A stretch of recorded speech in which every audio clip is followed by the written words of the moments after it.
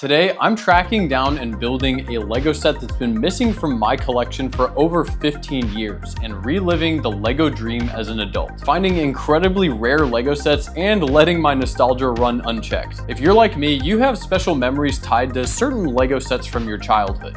For example, this is the first Lego set I ever owned. It was given to me for Christmas by my parents one year, and even though it's not some crazy expensive ship, it's still special to me for that reason. Another set that's special to me is the first Lego set that I bought with my own money, but I don't own that one anymore because I grew up here. And when I was 15 years old, we moved and I had to sell all my Lego because we didn't have space to bring everything to our next home. And today, a unique opportunity came up for me to be able to rebuy that set brand new. But there's a bit of a catch. For context, this is a Lego Bionicle, and it came out 25 years ago. Lego doesn't make them anymore, and they're very hard to find, just like any other old Lego set that's been out of production for a long time. Yes, they're expensive to buy these days, but honestly, even finding a sealed copy is becoming increasingly difficult as time goes on. I feel very nostalgic for this Lego theme in general because it was my favorite theme growing up. The marketing was awesome, the lore was deep, and the sets had fun designs and play features. But here's the thing.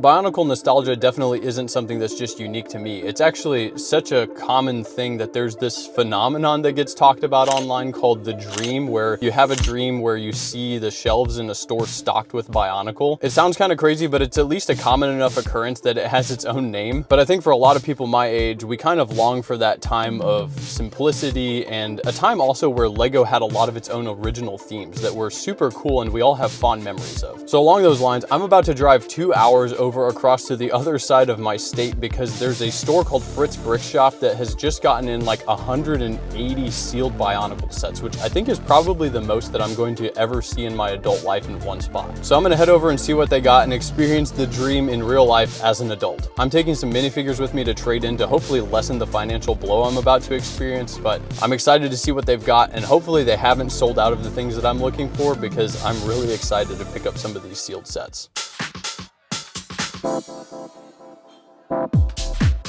After arriving at the store, I started taking a look around and it was impressive to see just how many different Bionicle were on the shelves, along with a ton of other retired Lego sets. But I had to see if I could find the one I was looking for. My friend Luke actually works here, so he's gonna tell us a little bit about what we've got going on. Fun fact, we think, I stand to be corrected, that this is like the largest collection of sealed Bionicle in the US for sale. Largest store that you can walk in and just see this many sealed Bionicles. This is like looking at a store shelf from when I was a kid. It's insane. What ones here do you think are the most rare?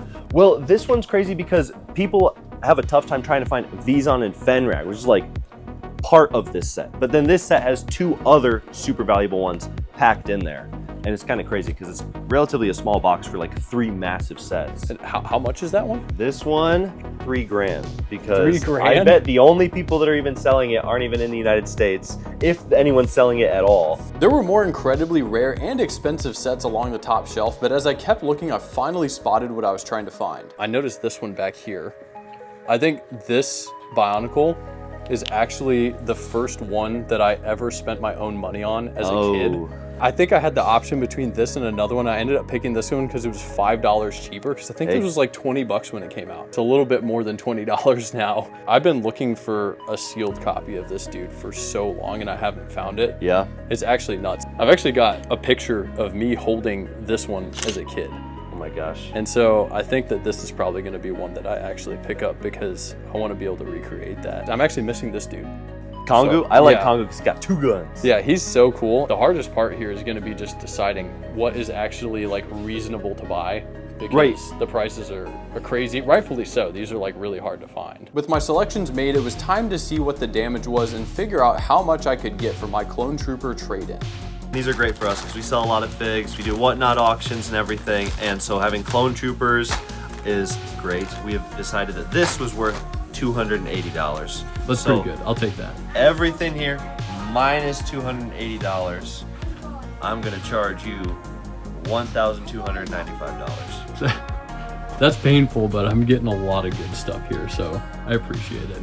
After making it back home, this is everything I ended up buying, so I would say it was worth the round trip, and I'm gonna be able to fill some gaps in my collection, as well as adding some interesting sets to the roster for future videos, which are gonna be a lot of fun. It's crazy that a Lego set that used to be $25 can be so expensive now, and I'm gonna go ahead and devalue it by cracking the seal and opening it very carefully so I can at least keep the box in good shape. Having the opportunity to experience this again nearly 20 years later is so fun, and I'm glad that I finally found this set in person. Even though this is brand new, I had to be very careful while building it because these ball sockets are pretty weak from this specific era of Bionicle. After building it, this is just like I remember it. He's got his glow-in-the-dark head and pretty good articulation for how big this set is. The squid launcher still doesn't work very well, but this is filling a great spot in my collection, and I'm really happy that I can finally add him back in. It really is unfortunate that Lego doesn't produce Bionicle anymore. These sets have such a uniqueness to them, and the closest thing we get in 2026 is buildable system action figures and mechs from Ninjago. And those can be cool, but I feel like there's a huge gap in Lego's product offerings since themes like Bionicle and Hero Factory have been canceled. Today, it feels like Lego is primarily focused on collaborating with every major IP under the sun, and while this can bring some really cool partnerships that we could have only imagined being a reality many years ago, the charm and creativity of original Lego themes aimed at kids isn't being represented in most of the options that are on store shelves. I feel like with the older Lego themes that were original from Lego, they kind of let designers go a little bit wild and let their creativity run, and you can really see that represented in some of these older sets. With all of the IP partnerships that are there today, it's almost like every set is being pulled from a ship or a character or something else that's being represented from external source material, rather than letting Lego designers just